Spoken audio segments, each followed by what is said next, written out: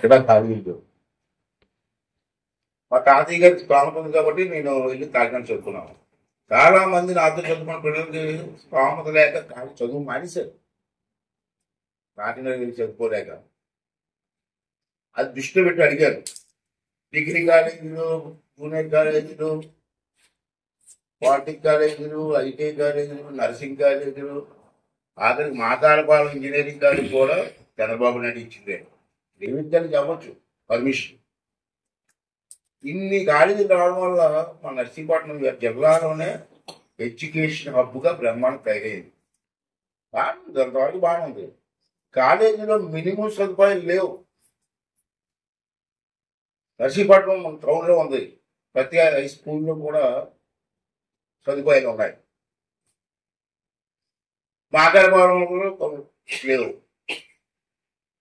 అలాగే ఏనుగూరులో ఉంది, బ్రహ్మాండ సదుపాయాలు ఉన్నాయి. ఇప్పుడు అక్కడ ఉన్నాయి, ఇంకొన్ని ఇక్కడ ఉన్నాయంటే అక్కడ ప్రజలు ఇన్వాల్వ్ అయ్యారు. లేదు, మాకాడపాలెంలో పెద్దలకు సంబంధం లేదు, అందుకే నేను రావాలి. ప్రతిదీ రాజకీయాలంటే ప్రతిదీ రాజకీయాలే.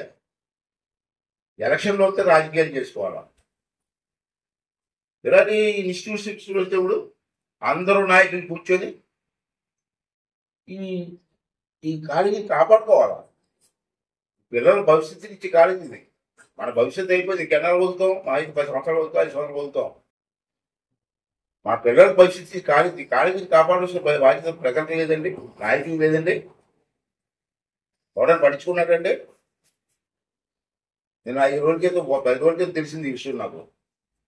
మా నాయకులు కొంతమంది పేర్లు చెప్పకపోతే బాధపడతారు, మళ్ళీ పేర్లు చెప్పి బాధపడిపోతారు, పంచి ఎడిగి బాధపడిపోతారు. పేరు చెప్పని అడిగేది ఏం జరగందంటే తెలియదండి. అంటే ఆధారపడి నడిబొడ్డులో ఉన్న కాలేజీ జరగకుండా కూడా మీకు పెద్దలు తెలియకపోతే ఎందుకంటే మాకు పెద్దత్వం అవసరమా? అడిగేది కొంతమంది పెద్దలు జరగకుండా కాలేజీ సంగతి ఏంటంటే కొన్ని అడుగుతారు, తెలియదండి. మన డ్యూటీ ఏంటి? నేను ఎందుకంటే అందరినీ పిలిచి పార్టీతో సంబంధం ఏముందండి? అన్ని పార్టీ వాళ్ళు చదువుకుంటారు కదా, తెలుగుదేశం వాళ్ళు, కాంగ్రెస్ అందరూ చదువుతారు ఇక్కడ.